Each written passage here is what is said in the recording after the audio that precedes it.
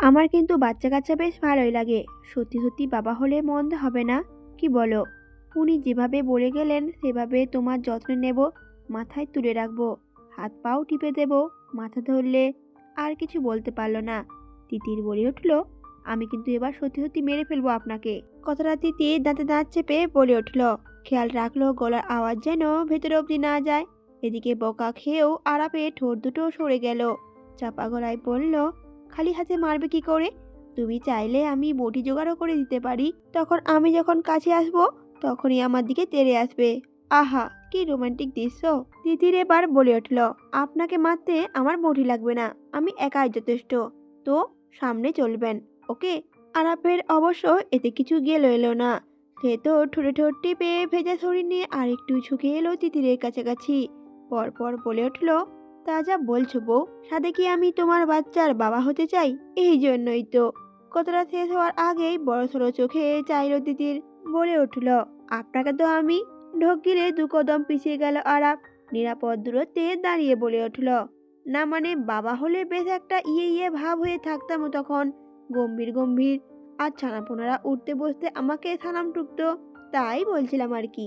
ঝিরে ঝিরে বৃষ্টি এখনো গায়ে মাখছে প্রকৃতি। বজ্রপাতের ঝলকানিতে একটু পর পর ফকফকে হয়ে উঠছে চারপাশটা।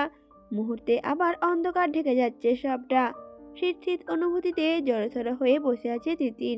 আর বৃদ্ধা ফ্লোরে বিছানা করে চাদর পেতে দিয়ে গেছেন, সাথে দিয়েছেন দুটো বালিশ। কিন্তু শুতে গিয়েই দোনামোনা পড়ল মেয়েটা। যদিও আরাপ এসে ওর পাশে শোয়, যতই আরাপের সামনে হমিতমি দেখা না কেন, আসলে তো ওই মানুষটার সামনে ও কিছুই নয়। এদিকে আরাপ দাঁড়িয়ে রয়েছে, কিছু একটা ভেবেই একটানে খুলল ভেজা পাঞ্জাবিটা। উন্মুক্ত হলো লোমশবুক পেটানো শরীরের দিকে তাকিয়েছিল তিতির।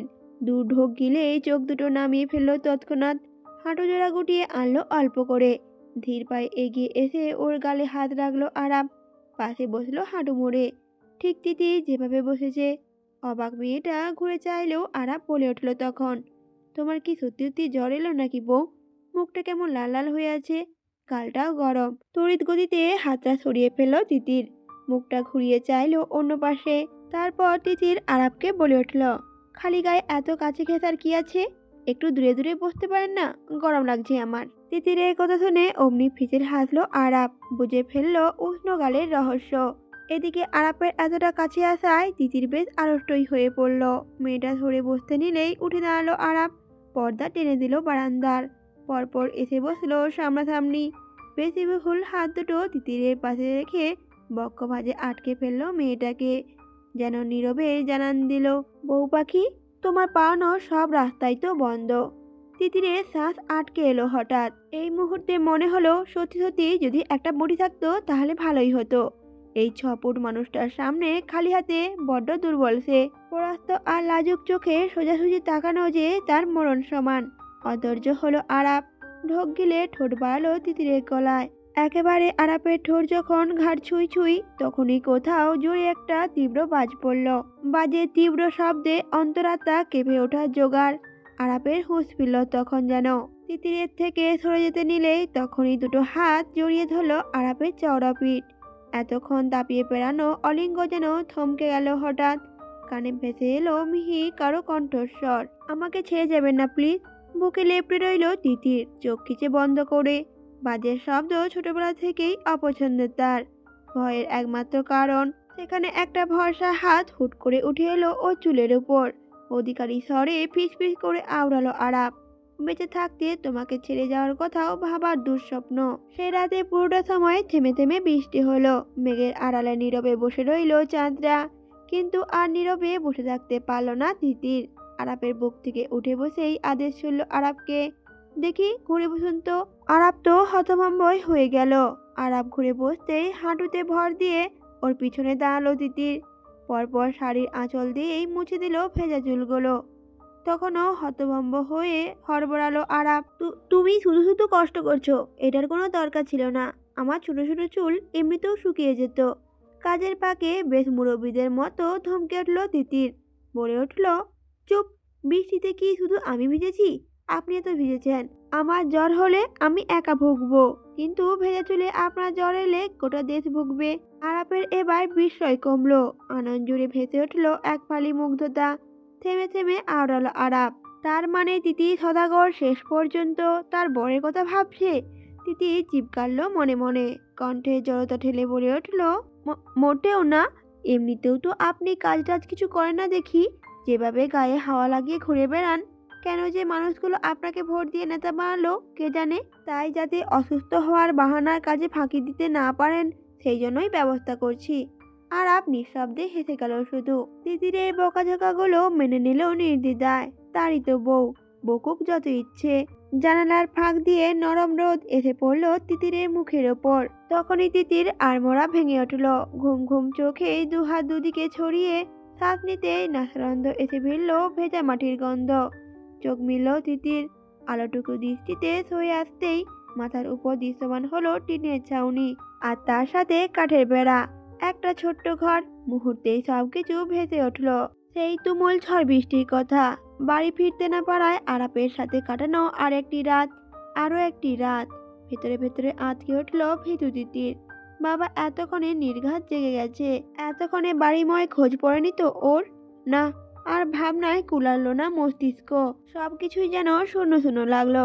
সারা জীবন তো বাবা বাধ্য মেয়ে হয়েই সবকিছু মানিয়ে নিল, আজ না হয় তার মতো করে একটু মেনে নিল সবাই। পাতলা অধৈর্যরা তিতিরের নড়ল। নীরবতা ভেঙে ডেকে উঠল অনাকাঙ্ক্ষিত সেই পুরুষটিকে। আরাপ, আরাপ। সাথে সাথে আরাপ বলে উঠল ঘুমু ঘুমু কণ্ঠে, সকাল সকাল এত মিষ্টি করে ডাকছো কেন পাখি? কি ব্যাপার বলো তো বউ পাখি? এক ঘুমে ডাক ডাক সব উড়ে গেল না তো?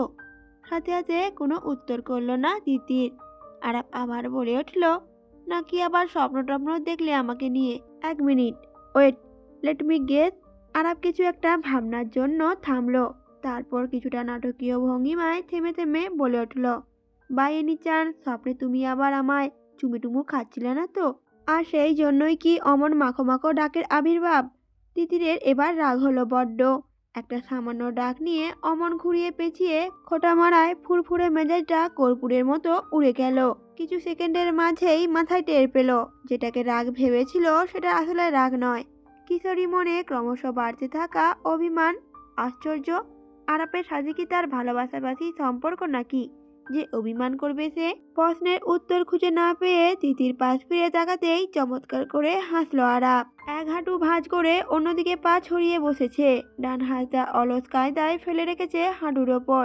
খোঁচা খোঁচা দাঁড়িতে সুদৃঢ় এক মুখ, সরু নাক, ধারালো চিবুক, থুতনির মাঝ বরাবর হালকা ভাঁজ, পুরুষ গিবায় ছোট্ট ঢিবির মতো অ্যাডামস অ্যাপেল, উদম শরীর, আকর্ষণে হাতছানি দিচ্ছে লোমশ বুক। কোনো দিকে কমতি রাখেনি বিধাতা। আরাপের দিকে তাকিয়ে খেই হারালো মেয়েটা। আরাপ তখন কেসে উঠল, কণ্ঠে নির্লিপ্ত ভাব বজায় রেখে বলে উঠল আরাপ, চুমু খাবে না অথচ বর টিচিং করবে? ভালো ভালো, তবে আমিও কিন্তু পুরুষ, হেল্পলাইনের নম্বর জানি। ভাবছি কল করে তোমার নামে একটা রিপোর্ট করব। বলবো আমার বউ আমার ইজ্জত লুটে নিচ্ছে। ভাবনাদের দোরগোড়ায় হুট করে ইস্তফা পড়তেই কপালে ভাঁজ ফেল তিতির। দৃষ্টিতে থাকা বিস্ময়ে ভেলকিটা সম্পূর্ণ অগ্রাহ্য করে সরু চোখে চাইল। তারপর কণ্ঠে তেজি স্বরে বলে উঠল, যার কাছে রিপোর্ট করবেন সে যদি জিজ্ঞেস করে যে আপনার বউ কিভাবে আপনার ইজ্জত লুটেছে, তখন আপনি কি উত্তর দেবেন? আপনাকে স্বেচ্ছায় এ পর্যন্ত একবার ছুঁয়েছি বলে তো আমার মনে পড়ছে না। এবার আরাম মুহূর্তের মধ্যে শরীরটা টান টান করে উঠল। নিজের মুখটা সাথে সাথে ঝুঁকে এলো তিতিরের মুখের উপর। তারপর ঠোঁটে হালকা হাসি এঁটে বলে উঠল নমনীয় স্বরে, আমার বউয়ের ছুতে হয় না, শুধু ওই দুটো চোখে মুগ্ধতা নিয়ে তাকালেই এই বান্দা ঘায়ল হয়ে যায়।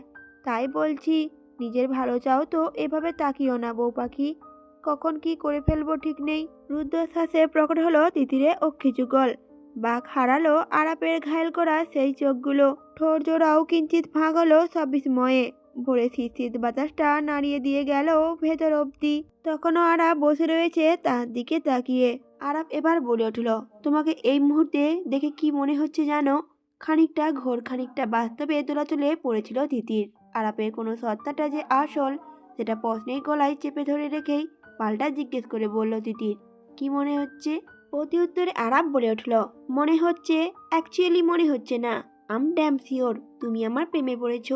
কিন্তু বিশ্বাস করো বউ পাখি, তুমি আমার প্রেমে পড়লে তোমার পার্সোনালিটির সঙ্গে সেটা একদম মিলবে না। তুমি সারাদিন বাবু বাবু করে ডাকবে আর মায়া মায়া চোখে তাকাবে, আহ্লাদি গলায় অভিমান শোনাবে, আর রোজ সকালে নিয়ম করে আই লাভ ইউ আরাব বলবে।